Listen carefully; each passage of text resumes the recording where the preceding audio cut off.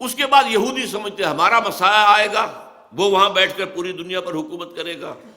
عیسائیوں کا خیال ہے کہ حضرت مسیح کا سیکنڈ کمنگ ہوگی، جو ہم بھی اس کے قائل ہیں، اور وہ وہاں سے حکومت کریں گے۔ بہرحال اس ایجنڈے کا آغاز کرنے سے پہلے یہ تلے ہوئے ہیں۔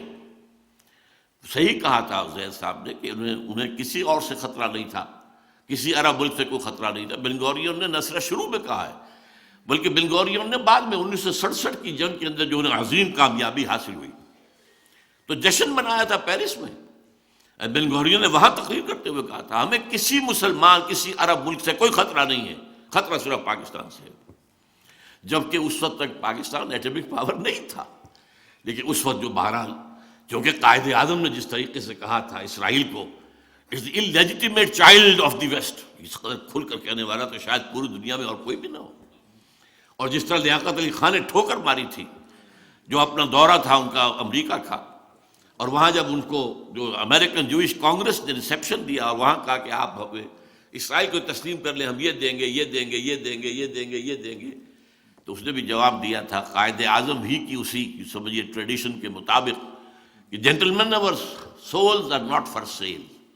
اس کی سزا اسے بھگتنی پڑی۔ قرارداد مقاصد پاس کرنا اس کا بہت بڑا جرم تھا، اور اس کے بعد اس طرح یہودیوں کی آفر کو ٹھکرا دینا اس کا بہت بڑا جرم تھا۔ تو قتل انہیں کیوں کرایا گیا؟ قتل انہوں نے کیا ہے، یہ ان کی سازش تھی جس سے کہ قتل کیے گئے۔ بہرحال اب وہ تلے ہوئے ہیں کہ پاکستان کے کم سے کم ایٹمی دار توڑ دیے جائیں، تب وہ 5 نکاتی جو ہے ایجنڈا اس پر شروع کیا جائے، تاکہ ایسا نہ ہو کہ اگر اس سے پہلے ہو جائے طوفان عوامی یہاں آئے اور یہاں یہ حکومت جو ہے ہماری جو کٹ پتلی حکومت ہے یہ بہہ جائے تنکوں کی طرح، اور فنڈامنٹلسٹ کے ہاتھ میں جو ہے وہ طاقت آ جائے، تو یہ نیوز جو ہے پھر وہ ہمارے لیے ظاہر بات ہے کہ بہت بڑا خطرہ ہوں گے۔ یہ صورتحال ہے ہماری خارجی۔ لیکن اب اس کو دیکھیے، میں یہ تصویر کا رخ رکھ رہا ہوں، میں معذرت کے ساتھ، کچھ سچائی آپ کو سننی چاہیے۔ بہت کچھ وہ بھی ہے کہ ہم خود اپنی جو بھی ہمارے ساتھ ہو رہا ہے اس کے ذمہ دار ہیں۔ اے باد صبا ہی ہما آوردہ تست، 1971 میں ہم نے وہ صورتحال وہاں پیدا کی تھی جس سے فائدہ اٹھایا پھر بھارت نے۔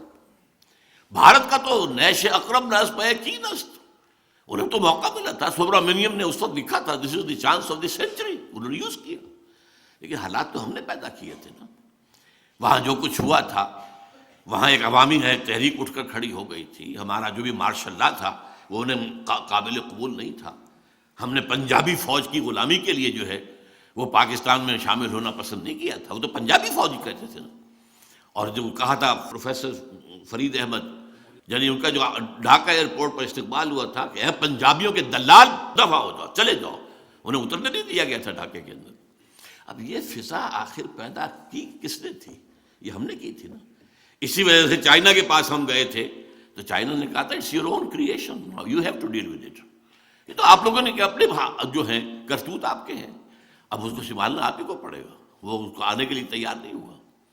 تو صورتحال یہ ہے کہ ہم اپنے حصے کو دیکھیں کہ جو ہمارا جرم ہے، اور اس میں نے آج جو آیت پڑھی ہے وہ یہ ہے کہ اللہ تعالیٰ کی طرف سے معجزے آتے ہیں، آتے رہے ہیں، لیکن اللہ کی شان غفاری اور رحیمی پر دھوکہ نہیں کھانا چاہیے۔ ایک وقت آتا ہے کہ اللہ تعالیٰ رسی کھینچ بھی لیتا ہے، پھر سزا بھی دیتا ہے۔ ان بطش ربک لشدید، تمہارے رب کی جو پکڑ ہے وہ بھی بہت سخت ہوتی ہے۔ ہاں وہ مہلت بھی دیتا ہے، وہ کریم بھی ہے، وہ غفور بھی ہے، وہ ستار بھی ہے، وہ ودود بھی ہے، وہ رؤوف بھی ہے، لیکن شدید العقاب بھی ہے، شدید الانتقام بھی ہے، وہ انتقام بھی لیتا ہے۔ انا من المجرمین منتقمون۔ اب ہمارے ہاں ہوا کیا ہے، ہمارا اصل مرض کیا ہے جس کو سمجھنا چاہیے، خدا کے لیے سمجھیے۔ دیکھیے ہم نے یہ ملک لیا تھا اللہ سے معجزے کے طور پر، اللہ نے ہمیں دیا۔ یہ اب اس کی تفصیل میں نہیں جا سکتا، میری کتاب سن 85 میں نے لکھی تھی استحکام پاکستان، میں نے ثابت کیا 100% معجزہ، کوئی حالات تھے ہی نہیں پاکستان کے بننے کے۔ یہ سمجھا گیا تھا یہ تو بارگیننگ کے لیے مسلم لیگ نے ایسی بات کہہ دی ہے، اور کہاں کا سوال پیدا ہوتا ہے وہ ہندوستان کی تقسیم کا۔ لیکن بہرحال اللہ نے دیا ملک، ہم نے دیا تھا کیوں؟ اے اللہ ہمیں ہندو اور انگریز کی غلامی سے نجات دے، ہم تیرے دین کا بول بالا کریں گے. What did we do actually? اس میں کسی شخص کو چھوڑ دیجئے، جماعتوں کو چھوڑ دیجئے، بہرحال پوری قوم کا جرم ہے، پوری قوم کا جرم ہے. یقیناً اس میں چھوٹے ذمہ داری والے لوگ بھی ہیں، بڑی ذمہ داری والے لوگ بھی ہیں. والذی تولی کبرہ کی مثال بھی موجود ہے، لیکن میں اس تفصیل میں نہیں جانا چاہتا. بٹ دی فیکٹ ریمینس، 61 برس کہاں ہے وہ اسلام؟ یہ مذہب والا اسلام تو پوری دنیا میں ہے، انڈیا میں بھی ہے، مسجدیں ہیں، حج فلائٹس انڈیا سے بھی جاتی ہیں. اور بتایا مجھے یہ گیا ہے کہ سعودی عرب کے اندر مدینے اور مکے میں اور جدے میں جو ہندوؤں کے، جو بھارت کے وہاں پر میڈیکل مشن ہیں، وہ کہیں زیادہ بہتر ہیں پاکستان کے میڈیکل مشنز کے بجائے، جس قدر وہ خدمت کرتے ہیں لوگوں کی. وہاں سے حاجی جاتے ہیں، وہاں نمازیں ہیں، وہاں مسجدیں وہاں بھی ہیں. اس کام کے لیے تو ہم نے پاکستان نے لیا تھا. آپ مسجدیں تو آپ نے امریکہ میں جا کے بنا لی ہیں، لیکن یہ کہ یہ مذہب جو ہے یہ اور شے ہے، دین اور شے ہے. مذہب پھیل رہا ہے. Fastest growing religion in the world is اسلام.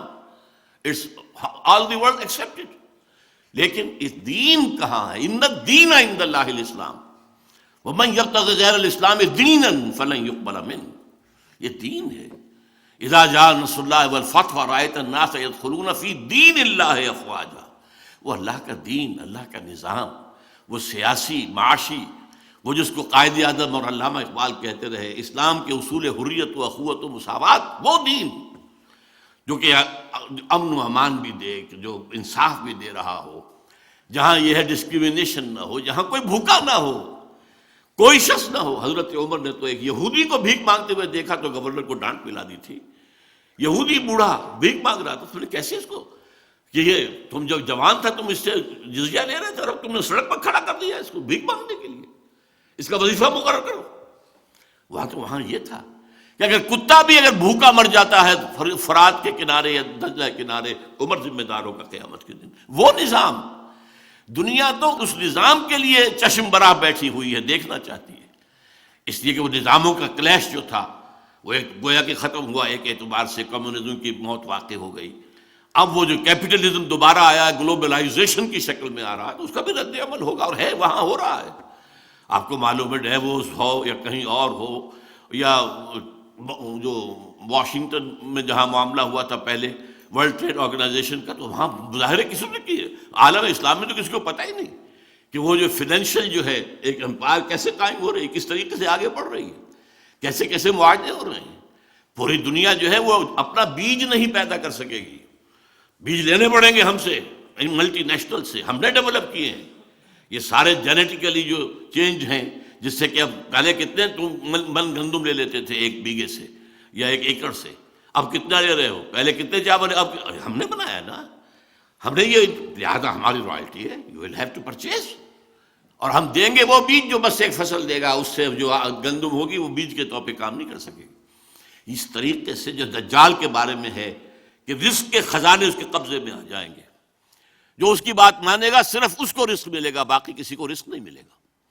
تو یہ ساری صورتحال اس وقت جو ہے ایسی ہے کہ معاملہ ہمارا جو ہے اندرون خانہ، ہم نے اللہ سے خلاف ورزی کی، اپنے وعدے کی، ہم نے غداری کی، اور اس کی سزا ملی ہے ہمیں، وہ نوٹ کیجئے. قرآن مجید میں ہے سورہ توبہ میں، یہ 75 76 77 3 آیتیں ہیں.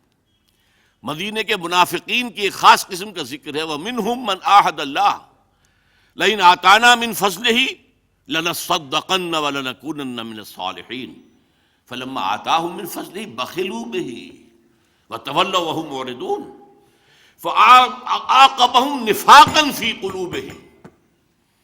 ان میں وہ لوگ بھی ہیں جنہوں نے اللہ سے عہد کیا تھا کہ اگر اللہ ہمیں غنی کر دے تو ہم خوب صدقہ و خیرات کریں گے اور خوب جو ہے نیک لوگ بن جائیں گے. پھر اللہ نے غنی کر دیا تو اب بخل سے کام لیا، اب وہ تجوریوں کو تالے لگا دیے اور منہ رخ میں موڑ لیا، پیٹھ موڑ لی ہم سے. اس کی سزا کے طور پر ہم نے ان کے اندر نفاق کا روگ پیدا کر دیا. آج پاکستان کی پوری قوم اس سزا کے اندر مبتلا ہے. انسان پوری اس وقت دنیا کی منافق ترین قوم پاکستانی قوم ہے. اب اس نفاق کی کیا کیا شکلیں ہیں؟